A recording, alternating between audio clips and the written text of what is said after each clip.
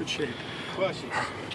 Coach, heard a lot of energy out there. Is finishing up. Good day. It's good. It's a good day. Good Wednesday. It's kind of been our MO. We're basically week 5 of the season. We've had a solid Tuesday, a really good Wednesday. Shut it down tomorrow, get a mental sweat, and then Friday get it going again. And as I told the guys, it comes down to really the simplest of things: are we going to study our playbook? We're going to watch film. Are we going to do those things? Are we going to know North Texas better than they know us? Are we going to get to bed? Are we going to hydrate? Are we going to eat? Are we going to prepare our body better than North Texas does? If we don't, then we're just relying on talent. We're just saying that, okay, we're just going to hope and that we're just better. And so that's the key to it, because our confidence has come from preparation.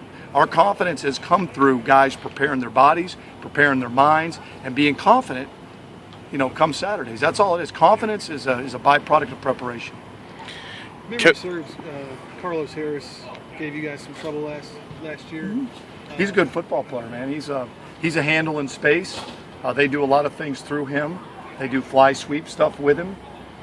He's a really good player. They put him outside. They put him inside. They run double moves with him. I mean, we got to know where he's at all times. He's a good player. I don't know what he caught last year, 13, 14 balls or whatever he did for 100-something yards, ran a double move on, Kalen. So he's a good football player. Coach, when you look at the defense, Eli Parker's a guy that's had to play multiple positions, kind of moved all over that linebacker core. What's he meant for, and his versatility, what's he meant for you with some of these guys being banged up? Oh, it's his second year. Last year, just getting acclimated. We got him here just in the summer, and he's a good athlete, really good football player, and he's able to play will and spurs. So that's been really good for us, and he's come a long way and still hasn't even reached how good he can get to. You talked a little Saturday about Picasso and him cramping up late, and that's kind of a product of him not playing too much yet this year. But what was your evaluation of his game? He did good. He's a good football player. He's more of a natural safety, nickel, than he is corner. But he's physical, he's smart, and he's still only, how many games has he played here? He's a true sophomore. So whatever it is, if he played in all the games last year, it's no more than 16 games what he's played, and wasn't a spring guy. So, it's just, was he a spring guy? Was he an early enrollee? Oh, then he was. Well, then he was an early enrollee. Great. But the point is that he's a guy that is getting better all the time. The things that happened with Denarius and Picasso is they just played so much. We just played them so many snaps. We got to rotate and get more guys involved that were banged up there. So it's hard, but they just play so hard, him and Denarius, that they needed a blow and didn't get it. They were cramping up. Coach, you mentioned fifth Wednesday in a row with a good practice. Is that something that you're actively preparing for, or is it just to show maturity from this team? Well, I think we've got more maturity. We've got better players. I think we're doing it better from a coaching staff, all the above. We've got guys that don't bitch and complain. We've got guys that come out to practice that understand what we have at stake, that we've worked all season for this. And your confidence and how you play is a byproduct of how we practice, how we prepare. How I do it better, how our staff does it better, how they do it better. Zach Woodfin, everybody else preparing ourselves to come out here on a Wednesday, and that's the toughest deal. It's not game day.